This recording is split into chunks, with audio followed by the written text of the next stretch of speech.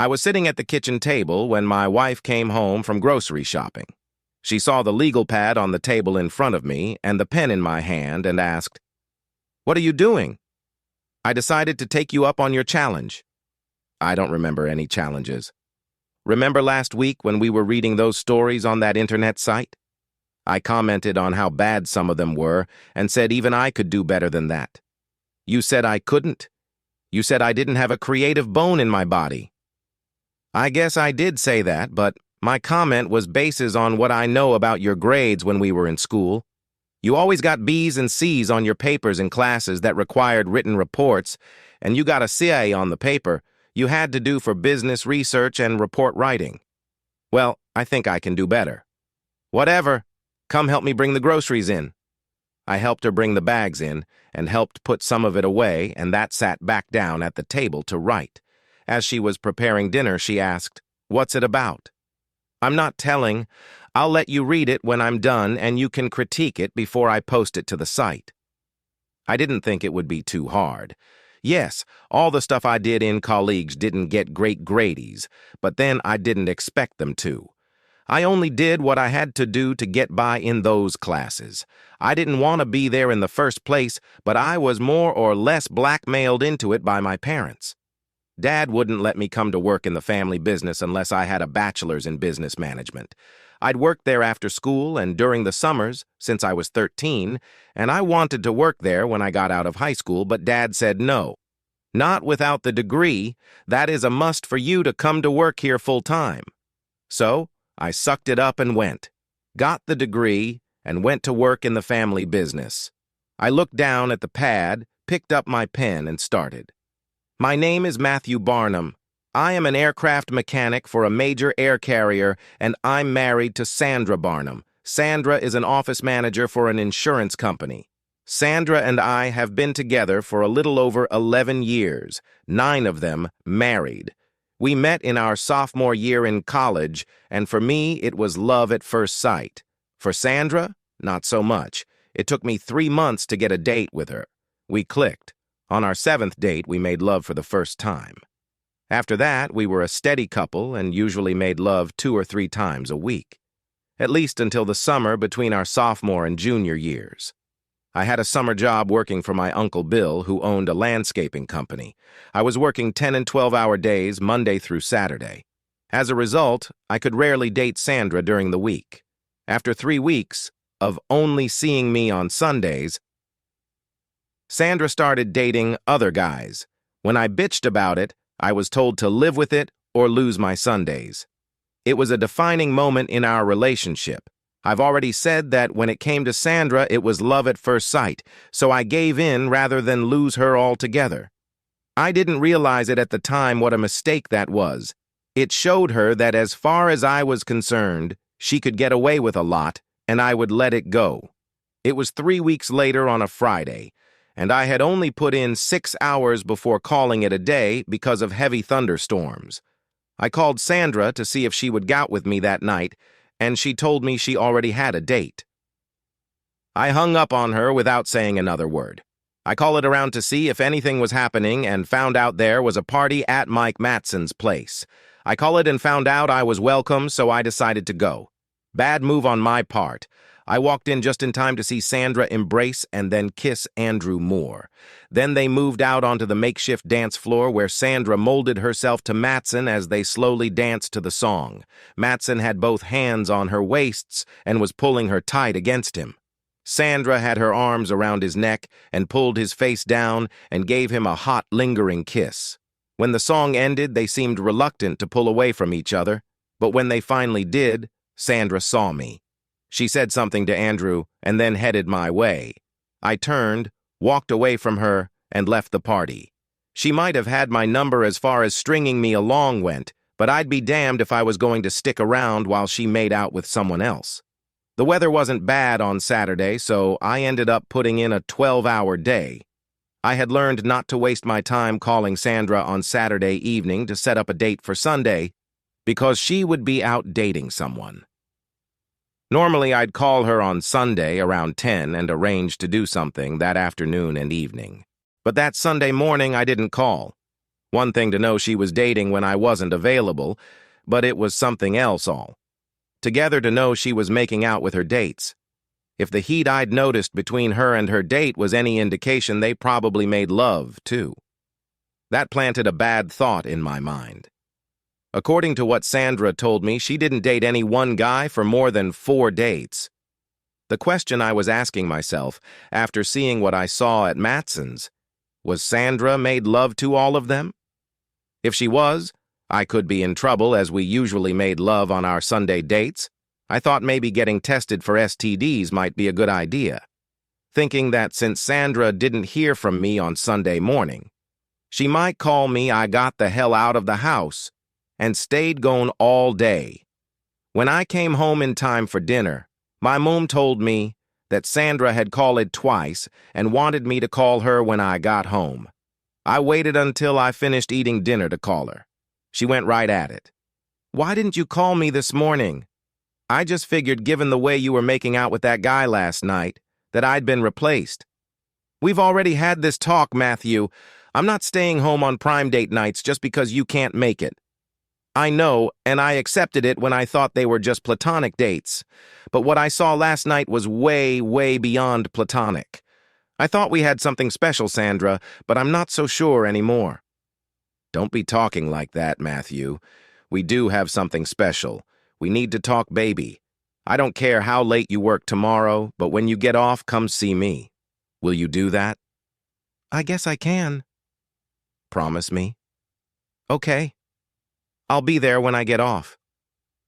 Monday was a 12-hour day, so I didn't get to Sandra's place until a little after 8. Her mom answered the door and told me Sandra was out on the patio waiting for me. Sandra was talking on her phone with her back to the door when I stepped outside, and what I overheard before she closed her phone did not bode well for our relationship. What I heard was, "I loved what we did Friday. Can't wait to see you Tuesday. Gotta go. He'll be here soon. Bye." I stepped back into the house and then made a lot of noise sliding the patio door, and she turned and saw me coming out of the house. I didn't give any indication that I'd overheard anything, just walked over to the table and sat down. I just looked at her and waited. She finally figured out that I wasn't going to start the conversation, so she said, "What's wrong, Matthew?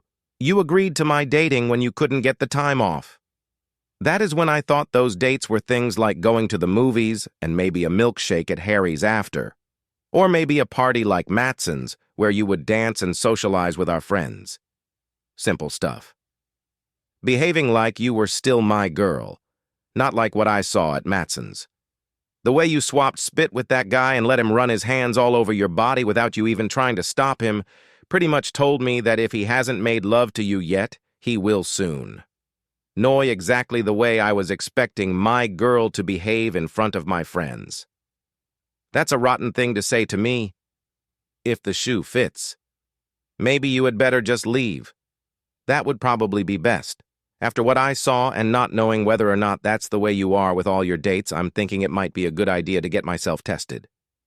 I got up and left her there with a shocked expression on her face. I made it all the way to my car before she caught up with me. "You don't really think that of me, do you?"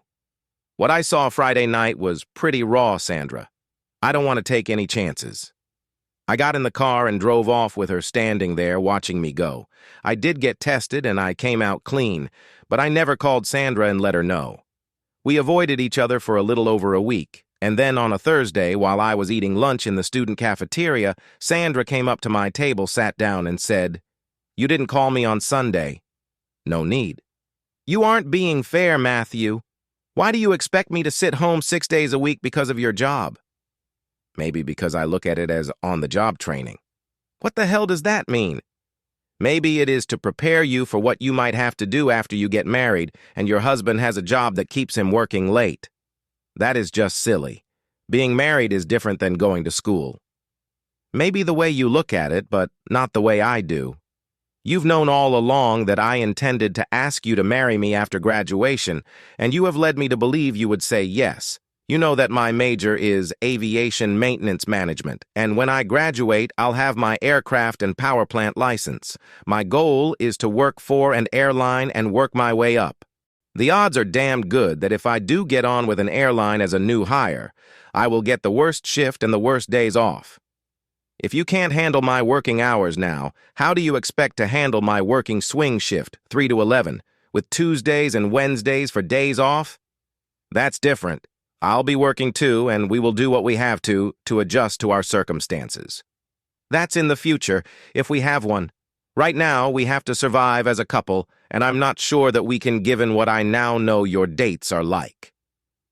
We made arrangements to talk that night after I got off work, and in the end, she caved and said she would only date on Friday and Saturday, and she would always make sure the dates were around my friends. That way, I would always be able to ask someone if she was doing anything that wouldn't pass the boyfriend test. It helped that landscaping was seasonal work that ended in late fall. For the rest of our junior year and all through our senior year, I kept a close eye on her, and she only fell off the wagon 3 times, and I pretended I didn't know. Why? Blame it on love. When we graduated, Sandra moved in with me, and we lived together while our mothers planned the wedding. It was a new experience for both of us, being able to make love every day and not having to rush things to get home. There were nights when I wasn't at all sure I'd be able to get out of bed in the morning. It seemed like all Sandra wanted to do was make love all the time, but of course we couldn't. I did get on with an airline, and true to form, I got the worst shift, swing shift, 4 to midnight, and my days off were Wednesday and Thursday. Sandra's degree was in accounting, and she landed a job with an accounting firm, and her hours were 8 to 5 with Saturday and Sunday off. During tax season, roughly from the end of January until the 1st of May, she usually put in 10 to 12 hours a day and had to work an occasional Saturday. We married 5 months after graduation, and our wedding present from both sets of parents was the down payment on a 4-bedroom ranch in one of the town's better neighborhoods. Neither of us wanted children until we were well established in our jobs, so Sandra used one of the bedrooms as a home office. The house had a fair-sized patio in the back, and one of our first purchases after moving in was a hot tub that sat 6, that was set off to one side of the patio. It didn't take long before it seemed like it was always full. We had a housewarming a month after the tub was installed, and after everyone had tried out the tub, it seemed we had company every weekend. Not that I got to enjoy the company. I need to leave by 3:15 to get to work on time. As we got to know our neighbors, we began getting invited to barbecues and cookouts, and once that started, we of course had to throw a couple of our own. We got to be real good friends with the neighbors and both sides of us and the ones right across the street. Things were great for the first 2 years and were adjusting to our different schedules. And then things changed. I didn't find out about it until much later, but it was pretty much what I had brought up when talked to Sandra back in college. I worked Friday and Saturday, and Sandra got tired of sitting at home on prime date nights. At first, it was a night out with the girls after work on Friday, nights that she never mentioned to me. After a couple of months of that, she decided that since she got away with me not finding out about her girls' night outs, she could get away with going out on Saturdays also. She just had to make sure she was home in bed by the time I got home. She started going out on dates with the guys she worked with and guys she met on her girls' nights out. I don't know when started, so I had no idea of how long it had been going on, but I was clued in by the neighbor who lived across the street. He was having drinks with a client on Friday night after having dinner, and he saw Sandra dirty dancing with some guy and playing kissy face. Saturday morning, while Sandra was off shopping, he came over and told me what he saw. It upset me, but it didn't surprise me.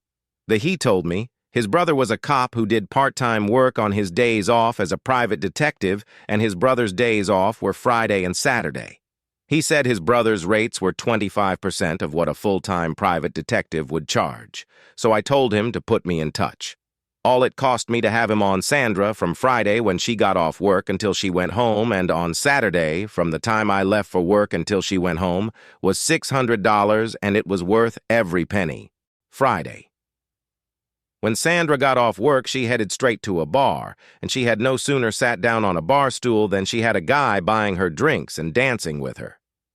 They left the bar at 8 and checked into the Motel 6. And yes, they had left the light on for them, and had gone in to room 107 until 11, and then she headed home. On Saturday, she didn't even leave the house. At 4, her supervisor from work stopped by, and while Spencer, the cop, couldn't get film of what on in the house, he did get some pretty good footage of Sandra. Made love to him on my first day off. I took what I had to a divorce attorney, and after looking at what I had, he suggested that I go after her boss for alienation of affections, and after her company, if their company policies and procedures manual had anything in, if about relationships between supervisors and those they supervised. I told him her boss owned the company, and when I told him that, I could almost see the dollar signs in his eyes. I told him to go ahead and get the ball rolling. He told me to give him a week or so, and he would have the papers ready for me to come in and sign. I left his office, hoping I could act like a clueless boob, which I had been until I got Spencer's report. I guess I must have pulled it off because Sandra didn't seem any different around me. The attorney called me a week later and told me he had papers ready for me to sign. When I got to his office, he was smiling and told me he had some very good news for me. It seems like her boss was bragging to everyone in the office. He's making love to Sandra. I'm not an attorney, but I'm pretty sure an overheard conversation is only hearsay. Basically a case of he said, she said. Maybe, if it wasn't taped. The person I got the tape from hates Philby and is always looking for some way to stick it to him. Isn't there some law that says both parties must be aware of the taping? In some states, yes, but this state isn't one of them. Okay, then. Go ahead and do what you think best. I finished the story, reread it, and decided it was okay. I looked at my watch and saw it was almost dinner time. I called the wife in from the kitchen and handed her the story, asked her to read it and give me comments. She took the story from me and started to read it. About halfway through it, she started to frown, and finally she gave a loud gasp, looked at me, and fainted. I got up and got a glass of water and threw it in her face. She was sputtering as I helped her up. Just then the doorbell rang and I told her it was probably for her. She was looking confused as I walked her over to the door. She opened the door to find a young blonde-haired girl standing there. The blonde stopped chewing her gum long enough to ask, "Mrs. Sandra Barnum?" Sandra said yes, and the blonde handed her an envelope and said, "You have been served. Have a nice evening," and she turned and walked away. Sandra didn't hear that last bit. She had fainted again when she heard she had been served. This time I didn't bother with the glass of water. I just grabbed a leg and pulled her into the room far enough I could get the door closed, and then I went into the kitchen and got myself a beer. Went into the living room and turned on the television. Subscribe to our channel to keep your partner from cheating on you, and listen to the next story because this story is nothing compared to the next.